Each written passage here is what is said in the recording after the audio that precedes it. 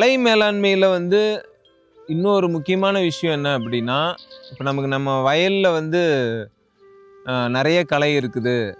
எங்களுக்கு இயற்கை விவசாயத்துல களை எடுக்கிறது தான் பெரிய செலவா இருக்குது அப்படின்னு நீங்க பார்த்தீங்க அப்படின்னா, நம்ம நடவுக்கு முன்னாடியே ஒரு 2லிருந்து 3 முறை வந்து நீங்க களைய முளைக்க விட்டு நீங்க ஓட்டிட்டீங்க அப்படின்னா,